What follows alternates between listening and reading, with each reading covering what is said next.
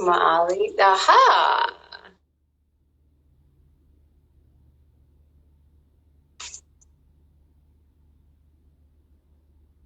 She comes. Give us 1 second. Hi. Molly Burke, thank you so much for joining us on Mainline tonight. It's a pleasure to have you. Thank you. So let me introduce myself to people who don't know. My name is Melissa Jacobs, and this is Mainline Tonight. You are Molly Burke, owner of Chairloom in Ardmore. You are a textile diva. You specialize in pillows, cushions, upholstery, reupholstery, and custom furniture. Your showroom is in Ardmore, and you have clients up and down the main line in Philadelphia, New York, Connecticut, Arizona, and Georgia. So I'm very glad that you are joining us. I think that by the end of this COVID crisis, everybody's going to be really sick of their houses. So I thought we could give some ideas to people about things. A lot of people also in the springtime, they start thinking about, doing an update or a refresh of their homes. So I would like to speak to you about some ideas that you can give people about the process that you follow and what they can be thinking about and doing now to prepare for when this is all over and we get back to normal. So first, I want to ask you a few things. I know that you are a proponent of circular design, and you're using a lot of things. So can you explain that just a bit? Yeah, thank you for the question, and thank you for having me on because I've been tuning in and you're doing such a good job. So thank you. I loved watching. Two things. So circular design. Chairloom wouldn't exist without old furniture, and it also wouldn't exist without really great, new, fresh textiles. And the textile artists, obviously, who make it. So textile art and vintage furniture are the two ingredients to this business. And circular design is just a really great new term for reusing old furniture. And that's obviously what reupholstery is. Yeah. So let's walk through a little bit of the process. People bring you all kinds of stuff, right? What is the process? Walk us through the steps. How do you evaluate a chair or a sofa or a stool or a bench or whatever? What are the things when somebody says, I think I want to reupholster this? What do you look at and tell them they need to be thinking about? I think there might be four things that I'm interested in. One is sentimentality. So if something is sentimental, I feel like it's always worth it to try to keep it going and use it in your house. So that would be one thing. Then also just the quality of something. If something is sturdy and attractive and interesting looking, then that's another reason. So I said there are four. Now that was just two. What about the quality of the material of the wood or the metal? Yeah, I mean, obviously something like brass or lucite is going to be interesting, and that's something that you don't see very often. So if something is made of interesting materials or high quality materials like those, or obviously carved wood or things like that, then it is of value. And the wonderful thing about fabric and reupholstery is that you can create anything that you want using your furniture and using a fabric, and that whatever it is that you make is going to be a one-of-a-kind piece. So there's also the whole art piece to it, that you are part of the creative process when you redo something with us, because you come to us and you look at what we have and then you pick what you love. So somebody contacts you, but there must be times when somebody has sentimental value to something also, right? Are there things that aren't worth saving? Well, I think it's hard when something has been broken in the past, because chances are it might break again. So that's hard. I think sometimes furniture can run its course. That's a concern. But other than that, I think if it's quality and if it's sentimental, then there's really no reason you can't use it again. Okay. And I just want to tell everybody, I turned off the comments because there are a lot of them coming in. So I will turn them back on after we're done talking. And maybe you'll take some questions from people. So if I will turn them back on as soon as we're done this little chat. So, so let's talk about the steps in choosing the fabrics. So you are known for your vibrant patterns. And people can go to chairloom.com and your Instagram, and it's just gorgeous what you do. So talk a little bit about your design aesthetic. Well, I love textile art, and that is something that I have known about myself since I started the business, 15 years ago. But I think that that's the thing that keeps Chairloom fresh and alive and going, is because all of these emerging textile artists, I can help them get their fabrics out to a broader audience because of my audience. So I love color, I love pattern, and I love something that looks like it's handmade or hand drawn or hand painted. So to me, it's a work of art in your home, on your furniture. And so it's my job to introduce my clients to as many of these interesting textile artists as I can.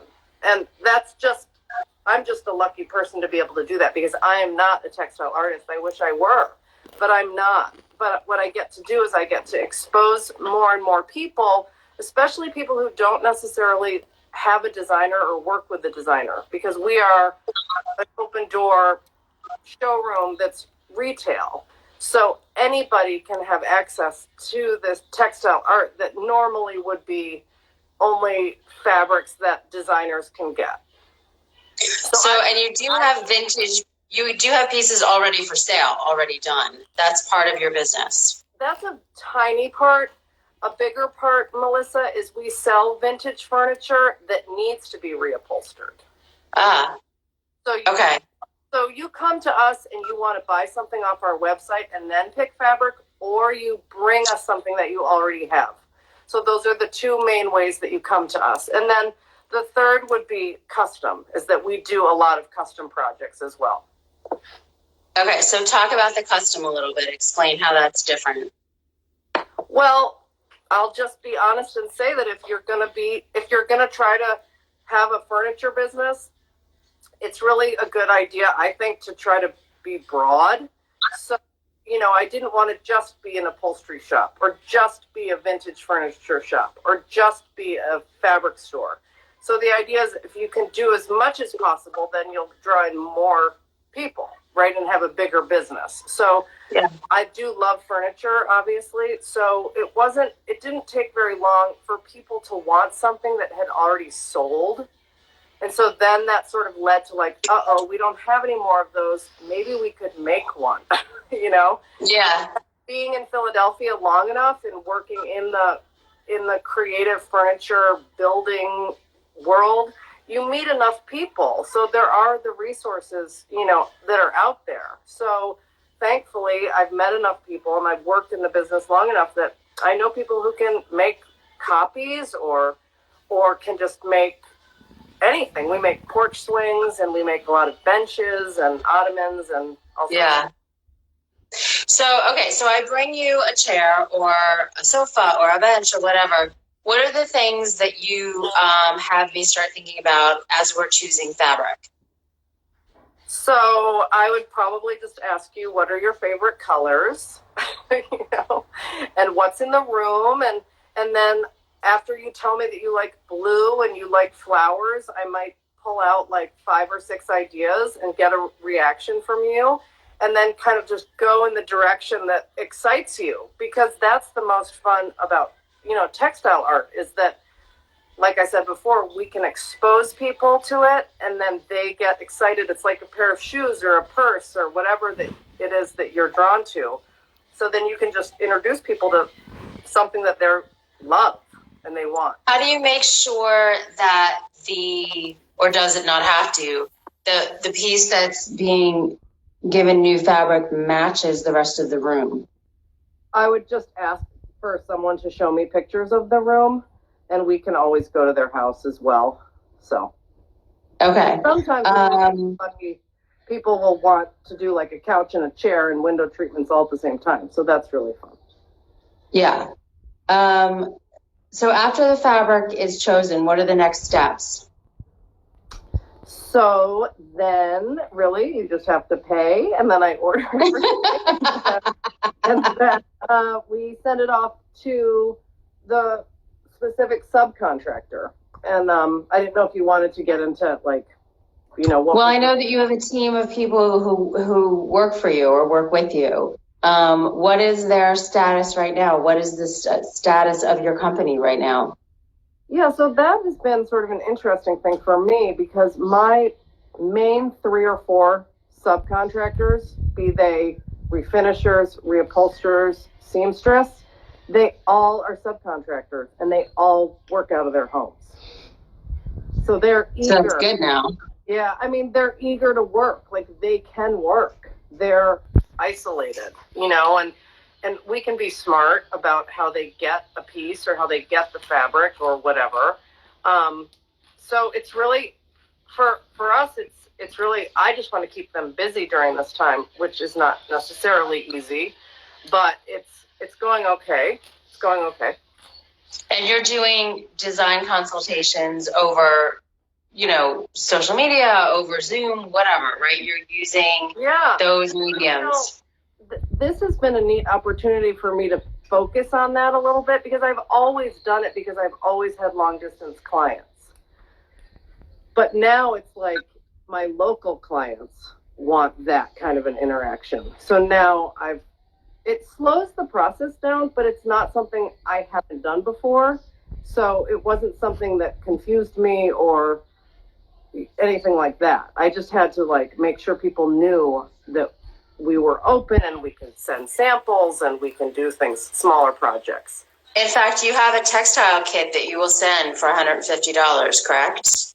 Yeah, so that's more just a fee that you pay and then you get like a blast of. But if somebody wants to touch it and see what the fabric is, you'll do that. Yeah, and that just goes toward the project. Right. So how long does the process take? I mean, I'm sure it depends on how big the piece is. But generally speaking, what's the turnaround time? Lead time is under a month unless the fabric takes longer or something like that. But I have kind of a funny story for you that answers this question. Just before I found out that Claudia was the other person on the show tonight, I knew of her and I knew of her business and I needed help with something and I emailed her. And then an hour later, you had posted that we were both going to be on it. And as it turns out, she and I are working together on my first project since this whole pandemic. Wow. My first project, because it's a window treatments and reupholstery. Isn't that funny? Nice. That's a little bit of mainline tonight karma or something like that. She thought I contacted her because of you, but I said it wasn't. Well, maybe. Yeah. Isn't that funny?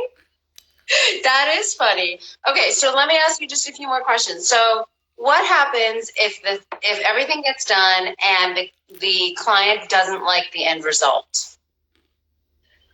Has that ever happened? Honestly, I can't. I mean, I can't think of anything where it was like, I don't like this. But there have been times when somebody says, this maybe doesn't feel the way I hoped it would.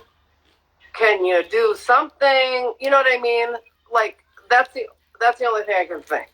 Really. Okay. Maybe this cushion's too hard. Can you redo it? But I don't. Or sometimes they'll say with a custom thing, this paint that you used, it looks weird or something, and so maybe we have to take it back and redo it. But I don't think I've never had a big chair or a big couch get to somebody's house and they're like, oh, no, that would be awful. That would be awful. Okay, so 2 more things. Give us your 3 best tips. If people are looking at their living rooms or whatever room they're in, your 3 best tips for doing a refresh in your room. I think the easiest thing right now is pillows. Having really cool, bright, if you like bright, or, just fresh textile art thrown onto your navy blue couch or thrown onto your gray couch or thrown onto your brown couch. It's really uplifting. I mean, I could show you my couch, which is crazy right now, but it has a lot of pillows on it. But it just makes me happy because the textile art is so great. So I would say pillows is a really easy, good one. Okay, great. The second one that I think is easy is a Roman shade. Like if you just have like one window, whether it's, I don't know, I mean, it doesn't take a lot of fabric. They're really pretty simple to make. And again, it's like a boost. Yeah, absolutely. I want to see your couch. Will you let us see your couch? Yeah, my son's on it. He's 19, so here, I'll do a quick. Here, I don't know if you can see him. Here, there he is. Hi. How are you? See, I am great. Aren't the pillows cool, though? Yeah, the pillows are very cool. Yeah, so there he is. Very cool. Okay, so I'm going to turn the comments back on in case people have questions. They can start asking some questions. And while they're doing that, I want you to tell us, I asked you to name a hero of the day. So here on Mainline tonight, we are doing heroes of the day. Organizations, people, or businesses who are doing amazing relief for people who are affected by the COVID-19 pandemic. And you chose Lindsey Gradle from So Much Cooler. So tell us why you chose her and tell us what she's doing.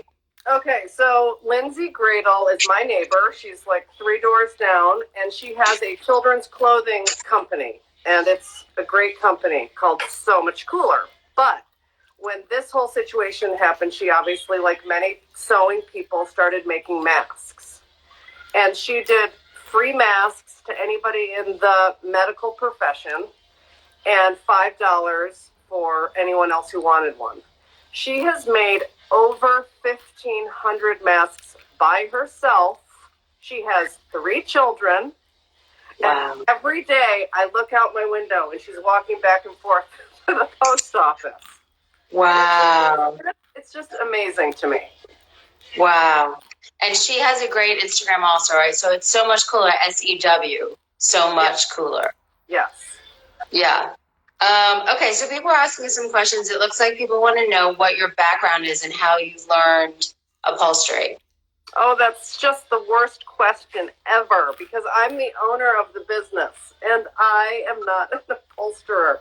And people get so bummed out when they hear that. But I'm like, I have like 3 or 4 upholsterers, and I feel like if you tried to run the business and do reupholstery at the same time, I don't know if you'd see the light of day because they're both. Well, how did you learn about fabrics? How did you even get into this business? So I actually have a BA in religion and an MA in applied psychology. So this came just from my love of textiles and furniture. And I started the business when I was in between. I had just had that boy who you just saw, who's now 19. So I'd had him and I wasn't working, and I'd moved to this area and from New York, and one of my neighbors introduced me to all these great thrift shops, Bryn Mawr Thrift Shop, Harry's Collectibles, all those. And there was a Schumacher outlet in Delaware. And I just kind of put the 2 together. And so tell people what Schumacher is in case they don't know. Schumacher is a huge textile company that's been around forever, and they just have the most beautiful fabric. One of the more beautiful fabrics in the whole world comes from Schumacher. Yeah. Well, you have a very successful business. Again, it is Chairloom in Ardmore. I encourage people to follow you on Instagram. It's at Chairloom, and your website is amazing. Thank you so much for joining us. It's been a pleasure speaking with you. I will continue to. Great job. I love it. Thank you so much. I want to invite the people who are watching to stay with us. We're going to talk about windows with Claudia Clovis-Udis from Urban Loft Window Treatments. Molly, thank you so much. Have a good rest of the evening. Bye-bye. Bye. Okay, Claudia, where are you? Hi. Oh, let's see. Okay, so I'm looking for Claudia. She is joining us next. Hi, Ricky. Claudia, where are you?